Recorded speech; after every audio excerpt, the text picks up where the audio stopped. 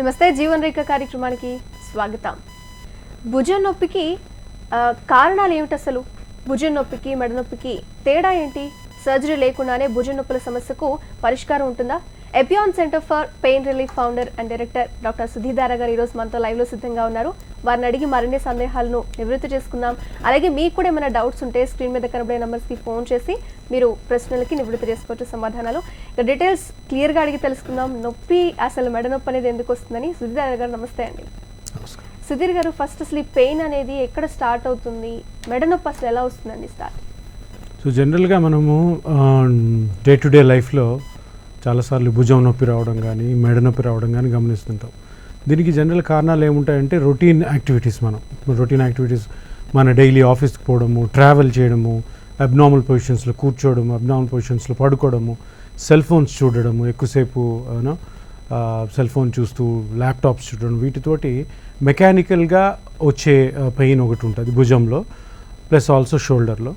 తర్వాత ఇంకొక రకమైన నొప్పి ఏంటంటే ఏదన్నా స్పైన్లో, అంటే సర్వైకల్ స్పైన్లో కానీ షోల్డర్లో కానీ స్ట్రక్చరల్ డ్యామేజ్, అంటే షోల్డర్లో కొన్ని స్ట్రక్చర్స్ ఉంటాయి, ప్లస్ ఆల్సో నెక్లో స్పైన్ ఉంటుంది.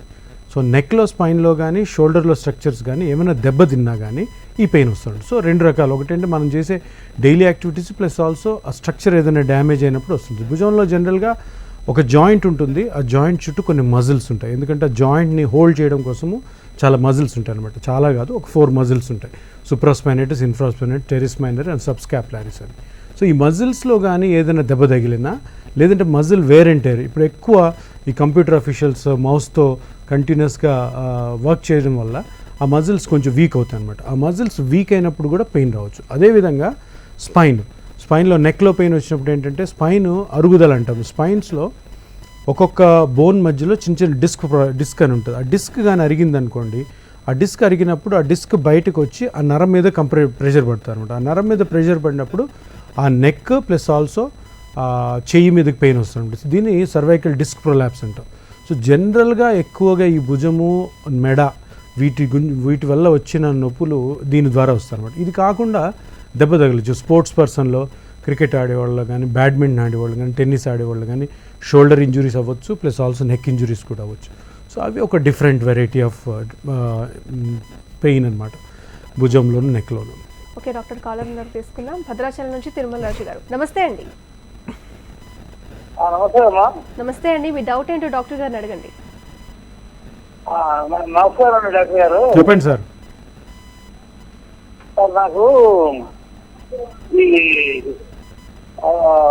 లెఫ్ట్ షోల్డరు బాగా పెయిన్ గా ఉందండి. మోకాలా? మోకాలు సార్, భుజం షోల్డర్ కింద పడ్డారు ఎప్పుడన్నా? అదే అది అలా చేయలేదండి. అయితే ఇలా పోవాలని కష్టంగా ఉంది. ఇలా చెయ్యి లేయడం లేదు కదా? చెయ్యి లేపాలంటే కష్టంగా ఉందా? చెయ్యి లేపడం కష్టంగా ఉందా అంటున్నారండి. చెయ్యి లేపడం కష్టంగా ఉంది. ఓకే, సో మీకు చెయ్యి లేపడం కష్టం అవుతుంది, అదే చేతితోటి పని చేయడం కూడా కష్టం అవుతుంది, అంతే కదా? లాగుతుంది. సో ఈయనకి మోస్ట్లీ మీకు ఏం ప్రాబ్లం అయ్యిండొచ్చు అంటే అండి, షోల్డర్లో ఇంజరీ ఉండుండొచ్చు. ఇంజరీ అంటే దెబ్బ తగిలి ఉండాల్సిన అవసరం లేదు. మీరు చేసే పనుల వల్ల కానీ మీ యాక్టివిటీస్ తోటి షోల్డర్ చుట్టుపక్కల ఏదైనా చిన్న మజిల్ క్రాక్ అయినా కానీ షోల్డర్ ఇట్లా చెయ్యి ఎత్తడం కష్టం అవుతుంటుంది అనమాట. దీనికి ముఖ్యంగా ఏంటంటే ఈ షోల్డర్లో ఒక మజిల్ ఉంటుంది, దాన్ని సుప్రాస్పైనేటస్ అంటారు. ఆ సుప్రాస్పైనేటస్ మజిల్ కానీ చిన్న క్రాక్ ఇచ్చినా కానీ ఆ మజిల్ ఒక పని ఏంటంటే చెయ్యి పైకి ఎత్తడం. సో ఈ చెయ్యి పైకి ఎత్తడం కష్టంగా ఉందంటే ఆ మజిల్ క్రాక్ ఉంటుంది. సో మీకు ప్రాపర్గా స్కానింగ్ చేయాల్సి వస్తుంటుంది. సో స్కానింగ్ చేసిన తర్వాత ఆ షోల్డర్ చుట్టూ ఉన్న మజిల్సా, లేదంటే కొన్నిసార్లు జాయింట్ కూడా అరిగిపోయి ఉంటుంది. షోల్డర్ కూడా జాయింట్ అరిగినప్పుడు ఈ చెయ్యి పైకి ఎత్తడం మీకు కష్టం అవుతుంది.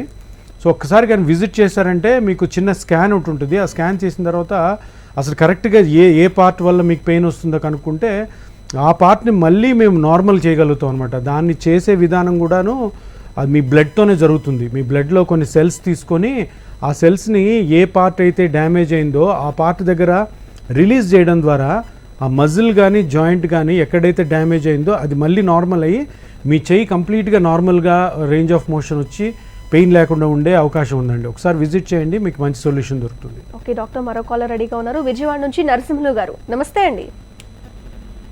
నమస్తే అండి. నమస్తే అండి, మీ డౌట్ ఏంటో డాక్టర్ గారిని అడగండి. ఓకే ఓకే మేడం, చెప్పండి, గట్టిగా చెప్పండి. జగ్గేపేట నుంచి అండి. చెప్పండి. మా సిస్టర్ కి మోకాలు సర్జరీ చేశారు సార్. ఓకే. ఖమ్మం హాస్పిటల్ సురక్ష హాస్పిటల్ చేశారు సార్. ఓకే. అయితే సార్ ఒక కాలు బెడ్ పోలేదు సార్. ఓకే. అది పర్వాలేదు సార్, అది బాగానే ఉంది. రెండో కాలు కొద్దిగా బెండ్ పోయింది సార్. నొప్పి ఉందా? ఆ బెండ్ పోయిన దానికి సార్ ఆ సర్జరీ అయిన తర్వాత సార్ కాలు నొప్పి బాగా వస్తుంది సార్. ఓకే. ఆ నొప్పి ఉంది సార్. ఆ నొప్పి అనేది సార్ అరికాల్లో తిమ్మిరి ఎక్కువ వస్తుంది సార్. మోకాళ్ళ నొప్పి ఉందా, అరికాల్లో ఉందా?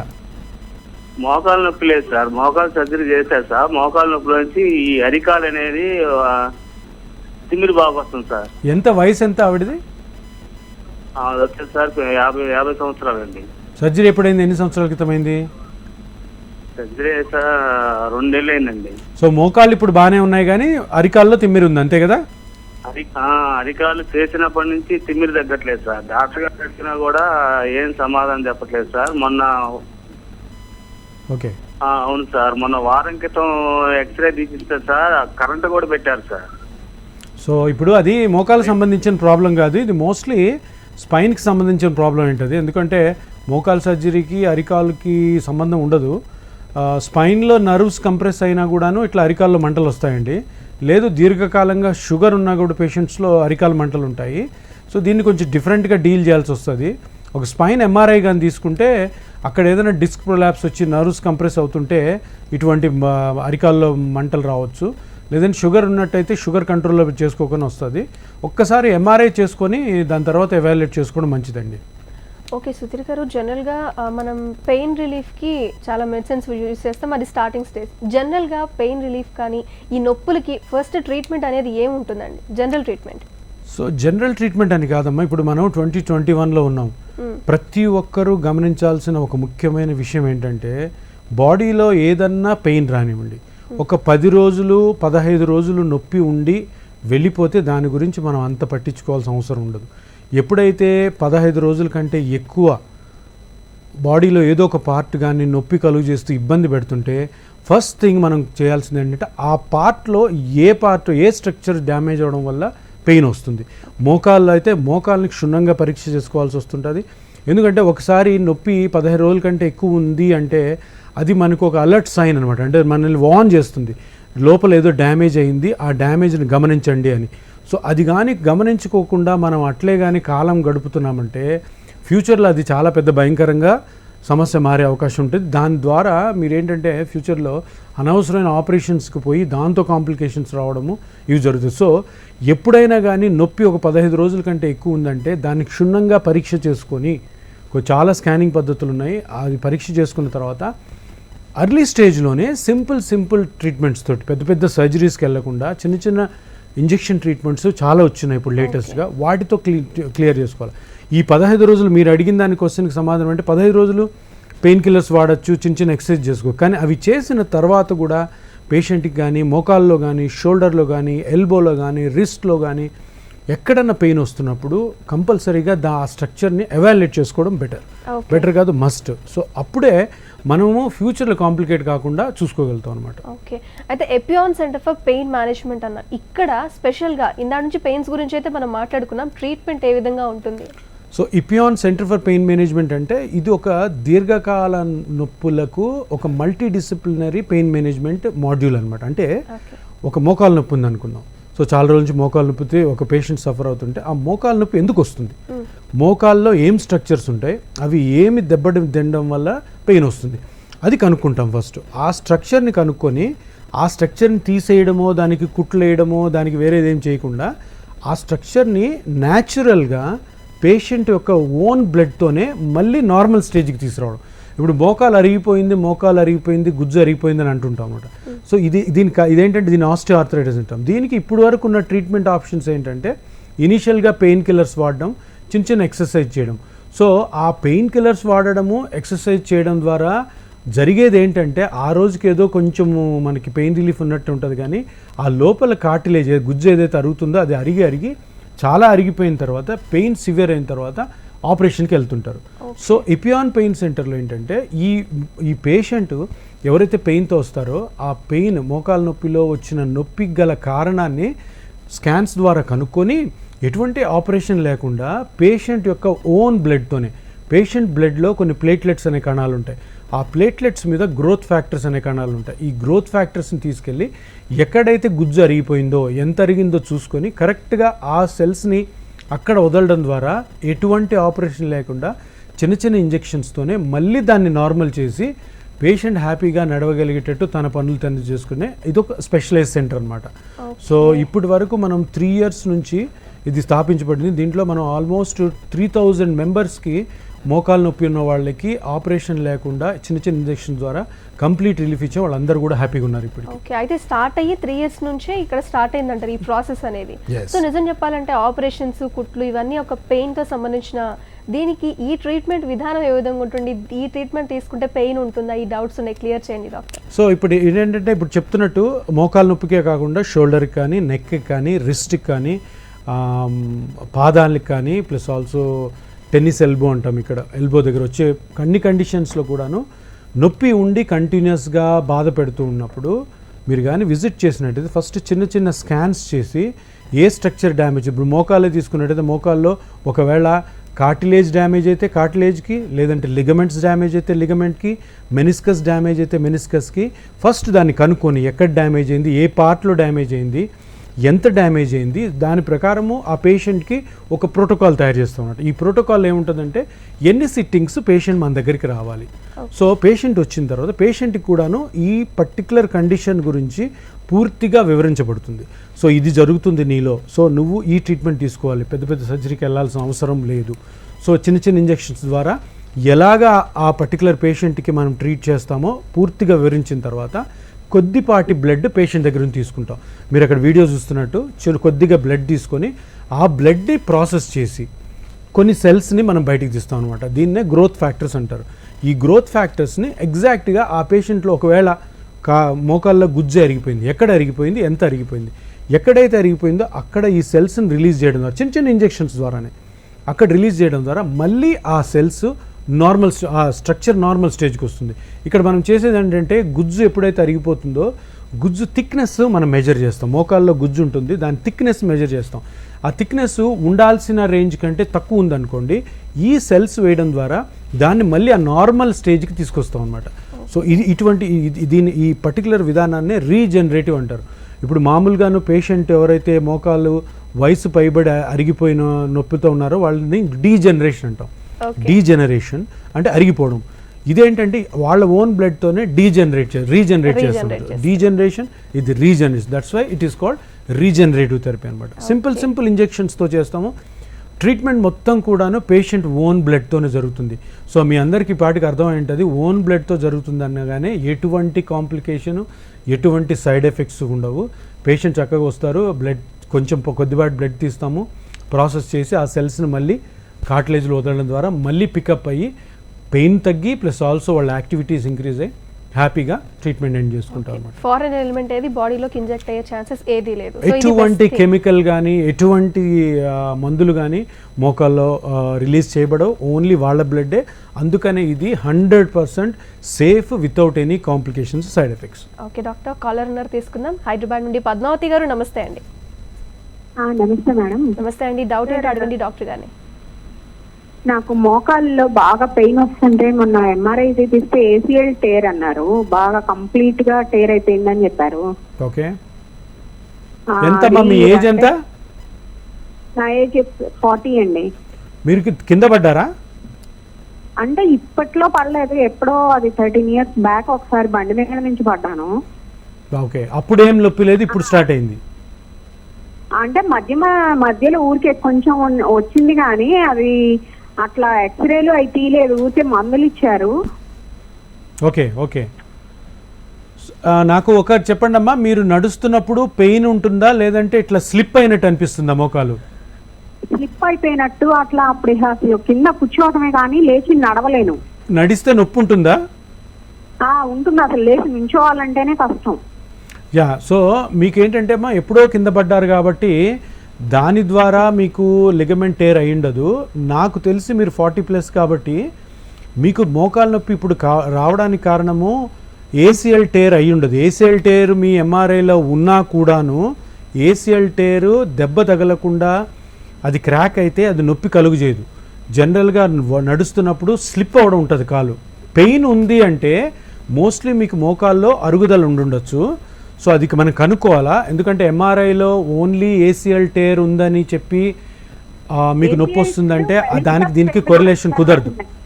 ఎందుకంటే ఏసీఎల్ టేర్ ఎప్పుడో అయింది మీకు, మీరు ఎప్పుడో కింద పడ్డారు కాబట్టి అప్పుడు ఏసీఎల్ టేర్ ఇప్పుడు మమ్మల్ని బాధ పెట్టదు. ఎందుకంటే ఏసీఎల్ టేర్ నిన్న మొన్నది కింద పడితే అప్పుడు నొప్పి వస్తుంది, కానీ ఇన్ని రోజుల తర్వాత నొప్పి వస్తుందంటే మోస్ట్లీ నీ జాయింట్ అరిగి ఉండొచ్చు ఆర్ సమ్ అదర్ రీజన్ ఉండొచ్చు. ఓకే, సో ఇక్కడ మనం కానీ ఏసీఎల్ టేర్ కోసం సర్జరీకి కానీ వెళ్ళారు అంటే మీకు రిజల్ట్ రాకపోవచ్చు, రావచ్చు కూడా.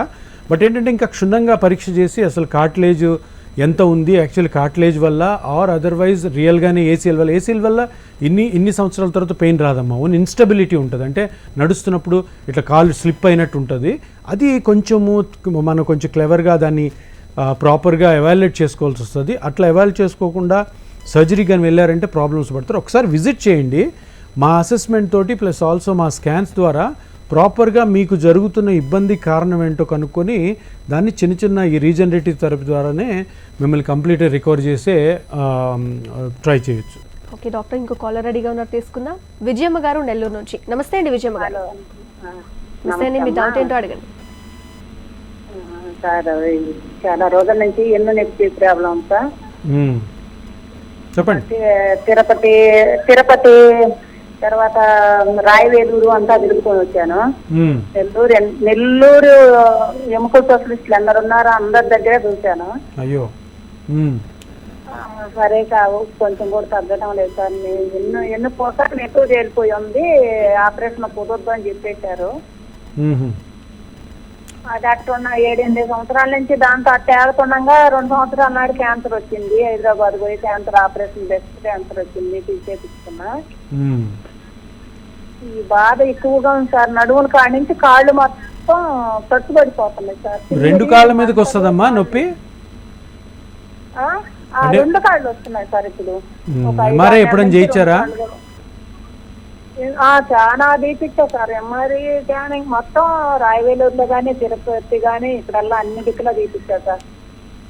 ఓకే, సో మీకు బేసిక్గా ఏంటంటే స్పైన్లో ప్రాబ్లం ఉందమ్మా. కెనాల్ స్టెనోసిస్ ఉండొచ్చు, డిస్క్ ప్రొలాప్స్ ఉండొచ్చు, జాయింట్స్ ప్రాబ్లం ఉండొచ్చు, లెగమెంట్ ప్రాబ్లం ఉండొచ్చు. సో వీటికన్నిటి కూడా ఏంటంటే ప్రాపర్గా ఎవాల్యుయేషన్ అవసరం. అంటే ఏం జరుగుతుంది స్పైన్లో, ఏ ప్రాబ్లం, ఏ స్ట్రక్చర్ డ్యామేజ్ అవ్వడం వల్ల పెయిన్ వస్తుంది, అది కనుక్కున్నామంటే మనం చిన్న ఇంజెక్షన్స్ ద్వారా కూడా మీకు మంచి రిలీఫ్ తెప్పించవచ్చు. సో మీరేం కంగారు పడాల్సిన అవసరం లేదు, బాధపడాల్సిన అవసరం లేదు. మీరు చూసిన డాక్టర్స్ అందరూ ఆపరేషన్ చేసే డాక్టర్స్ అయింటారు. సో ఆపరేషన్కి వీలు లేదు కాబట్టి వాళ్ళు కూడా ఏం చేయలేని పరిస్థితి. బట్ మేము ఆపరేషన్ చేయము, మనం చేసేదంతా కూడాను స్పెషల్ థెరపీస్. నేను ఇందాక చెప్పినట్టు బ్లడ్ ద్వారానే మీ ట్రీట్మెంట్ చేయొచ్చు అవకాశం ఉంటే, లేదంటే చిన్న ఇంజెక్షన్స్ ద్వారా కూడా మీకు కంప్లీట్గా ఉపశమనం కలిగించే ఛాన్స్ ఉంది. ఒకసారి విజిట్ చేయండి, తప్పకుండా మీకు హెల్ప్ చేస్తాం. అయితే డాక్టర్ గారు, ఈ రీజనరేషన్ ప్రాసెస్కి ఏజ్ లిమిట్ ఏమైనా ఉంటుందా? జనరల్గా కాళ్ళ నొప్పులు రావాలి అంటే ఒక 30-40లో మనం చూస్తుంటాం. మేబీ ఇంకొంచెం ముందు వచ్చే వాళ్ళు కూడా ఉంటారు. ఏమైనా ఏజ్ లిమిట్ ఉందంటారా? సో మీకు ఇప్పటివరకు ఈ ట్రీట్మెంట్ ప్రాసెస్ విన్నారు కదా ఇంతకుముందు. సో మొత్తం ట్రీట్మెంట్ కూడాను పేషెంట్ ఓన్ బ్లడ్తోనే జరుగుతుంది. సో దీనికి ఏజ్ లిమిట్ లేదు. సో మేము ఇపియాన్లో ఇప్పటివరకు 15 years అంటే 15 ఏళ్ల చిన్నపిల్లల నుంచి 95 years వరకు చేసాం. Different conditions.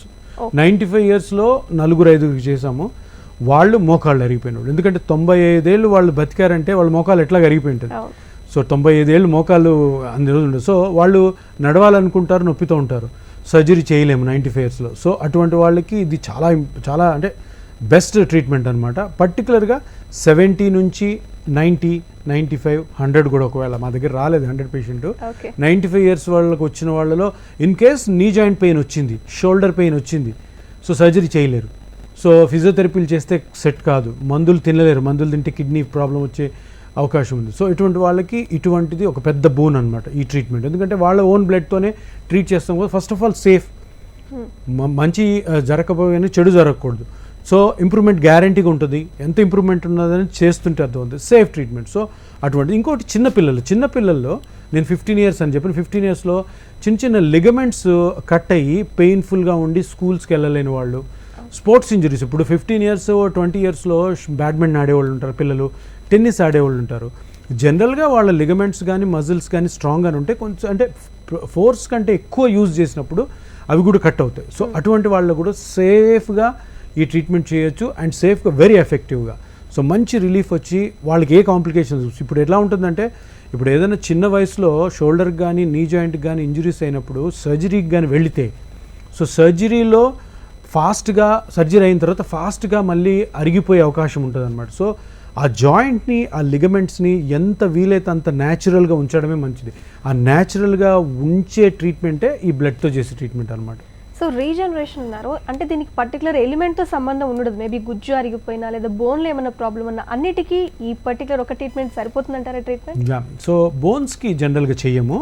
ఓకే. బోన్స్ కాకుండా మెత్తటి పదార్థాలు, సాఫ్ట్ టిష్యూస్ అనమాట. అవి కార్టిలేజ్ అవ్వచ్చు, లిగమెంట్స్ అవ్వచ్చు, మజిల్స్ అవ్వచ్చు, అండ్ కొన్ని చిన్న బర్సా అని ఉంటాయి. ఆ బర్సా కూడా చేస్తామంటే సాఫ్ట్ పార్ట్స్నే మనం రీజనరేట్ చేస్తాం అనమాట. ఎందుకంటే బ్లడ్లోని సెల్స్ ఏవైతే ఉన్నాయో ప్లేట్లెట్స్ అంటాం కదా, దాని మీద గ్రోత్ ఫ్యాక్టర్స్, ఆ గ్రోత్ ఫ్యాక్టర్స్ అంటే ఆ నేమే చెప్తుంది, గ్రో చేస్తాయి అనమాట. సో బోన్ని గ్రో చేయవు, but all these soft parts, ligament కానీ కార్టిలేజ్ కానీ మజిల్ కానీ, సో ఈ వీటిని కంప్లీట్గా మళ్ళీ రికవర్ చేసే గుణం దానికి ఉంటుంది అనమాట బ్లడ్కి. అయితే ఎస్పెషల్లీ చెప్పాలంటే ట్రీట్మెంట్ ఓన్లీ బోన్స్ అని చెప్పుకుంటున్నాం మనం, నెక్ అలాగే నీ ఎక్కువ మాట్లాడుకున్నాం. ఇవి కాకుండా ఓవరాల్గా వేటికి ఈ ట్రీట్మెంట్, ఈ ప్రాసెస్ ద్వారా ట్రీట్మెంట్ ఉంటుందంటారు? సో నీ జాయింట్కి ఫస్ట్, దాని తర్వాత షోల్డర్లో మీకు ఇప్పుడు ఒకరు చెప్పారు కదా ఫ్రోజన్ షోల్డర్ అనే కండిషన్ ఉంటుంది. అంటే చెయ్యి ఇట్లా ఎత్తలేకపోవడం అనమాట, ఫ్రీజ్ అయిపోతుంది షోల్డర్ అంతా. అది కూడా లిగమెంట్స్తో వల్ల ప్లస్ ఆల్సో షోల్డర్ జాయింట్లో గుజ్జు అరిగిపోవడం వల్ల దానికి బెస్ట్ సూటెడ్. దాని తర్వాత టెన్నిస్ ఎల్బో అని ఉంటుంది.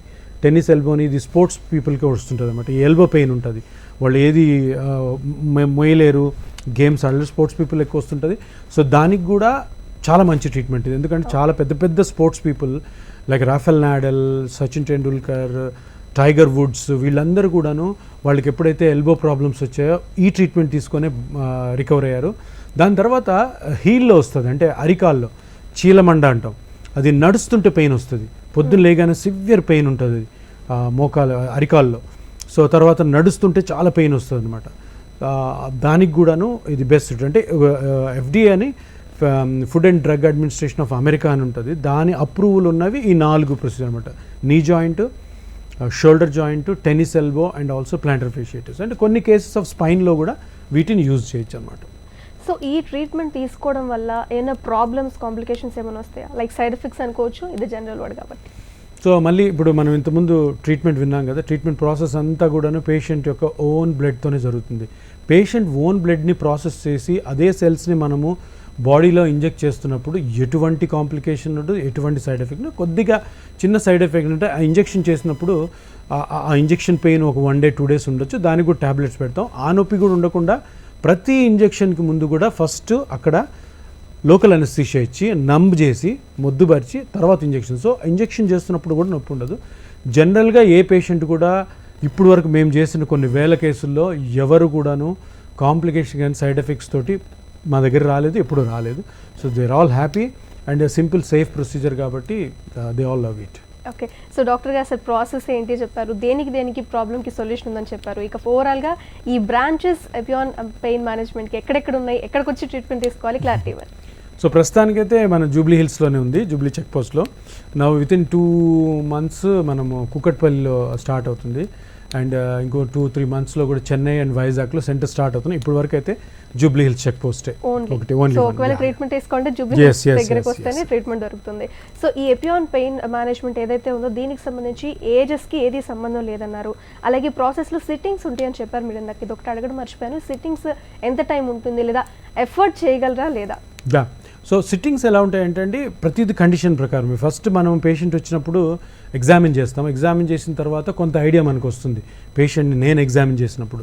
దీని తర్వాత ఏంటంటే స్కానింగ్కి వెళ్తాడు పేషెంట్. స్కానింగ్ మన దగ్గరే ఉంటుంది.